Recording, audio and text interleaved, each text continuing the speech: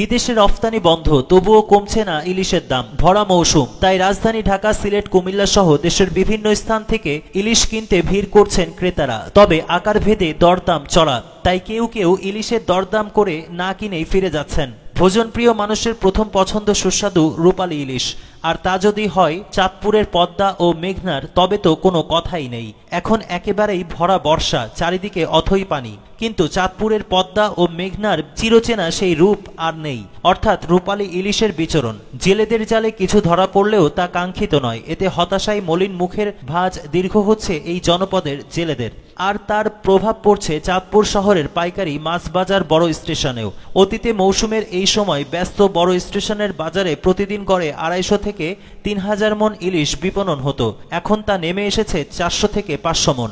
এতে চাহিদার বিপরীতে সরবরাহ কম হওয়ায় আকারভেদে দরদামও বেশ চড়া, যে কারণে দেশের বাইরে রফতানি বন্ধ থাকার পরও স্থানীয় বাজারে চাহিদা মিটিয়ে দেশের অন্যত্র চাহিদা মতো চালান দেওয়া যাচ্ছে না, জানালেন মাছ ব্যবসায়ীরা। চাঁদপুর বড় স্টেশন পাইকারি মাছ বাজারে সব মিলিয়ে ইলিশের সরবরাহ ছিল 1000 মন। ইলিশ মূলত সাগরের নোনা পানির মাছ, তবে ঝাঁক বেঁধে চলা বিচিত্র স্বভাবের এই মাছ গভীর সাগর উপকূল ছেড়ে ঝাঁক বেঁধে ছুটে আসে নদীর মিঠা পানিতে। তাই নদীর তলদেশে থাকা প্লাঙ্কটন জাতীয় খাবার খেতে আর ডিম ছাড়ার জন্য উপকূলের নদীগুলো পেরিয়ে মেঘনা থেকে পদ্মা পর্যন্ত ইলিশ ছুটে আসে। আবার ডিম ছাড়ার পর কোনো বাধা না পেলে ফের ছুটে যায় আপন ঠিকানা সাগরের দিকে। তবে বিশেষ সময় নদীর মিঠা পানিতে রেখে যায় ইলিশের পোনা ঝাটকাগুলো। ইলিশ গবেষক ডক্টর আনিসুর রহমানের গবেষণায় দেখা গেছে প্রতিটি মা ইলিশ গড়ে 18 থেকে 20 লাখ ডিম ছেড়ে থাকে। এতে ইলিশের প্রাচুর্যতা বাড়ছে। গবেষণার ফলাফলে এমনটা চিত্র হওয়ার কথা, কিন্তু বাস্তবতা ভিন্ন। পদ্মা ও মেঘনার চর ডুরোচর দূষণ, পানির স্রোত কমে যাওয়া, তার সঙ্গে জলবায়ু পরিবর্তন তো রয়েছেই। সঙ্গত কারণে স্বাভাবিক উৎপাদনের গতি হারাচ্ছে ইলিশ। চাঁদপুরে হাইমচরের চর ভৈরবী এলাকার জেলে মানিক দেওয়ান জানালেন, গত 3 থেকে 4 বছর ধরে মেঘনায় ইলিশের আকাল চলছে।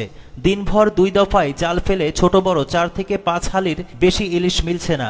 এতে ইঞ্জিন চালিত নৌকার জ্বালানি, ভাগিদারের মজুরি আর সঙ্গে তো মহাজনের ধার দেনা, তাই অভাব তো লেগেই থাকে।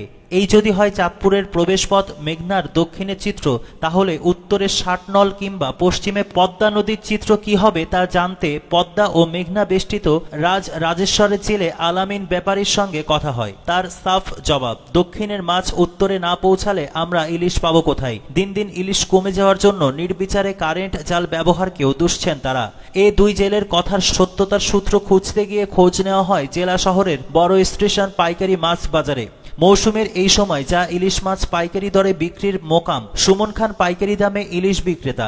স্থানীয় পদ্মা ও মেঘনা ছাড়াও লক্ষ্মীপুরের রামগতি এবং নোয়াখালীর চেয়ারম্যান ঘাট থেকে ব্যাপারীরা তার কাছে ইলিশ বিক্রি করেন। মাছ ব্যবসায়ী সুমন খানের ভাষ্য, তার আড়তে 100 মন ইলিশের মধ্যে 48 মন ইলিশ উপকূলের, আর বাকি 2 মন পদ্মা ও মেঘনার। তবে বাজারে যে পরিমাণ চাহিদা, তার সিকিভাগও যোগান দিতে পারছেন না তিনি। তার মতো মাছ ব্যবসায়ী সম্রাট ব্যাপারীও ঠিক একই কথা বলেন।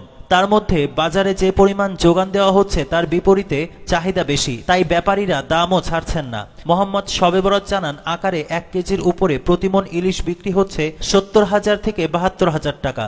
950 গ্রাম থেকে 1 কেজির মধ্যে প্রতিমন 60,000 থেকে 62,000 টাকা এবং 700 থেকে 850 গ্রামের প্রতিমন ইলিশ বিক্রি হচ্ছে 48,000 টাকায়।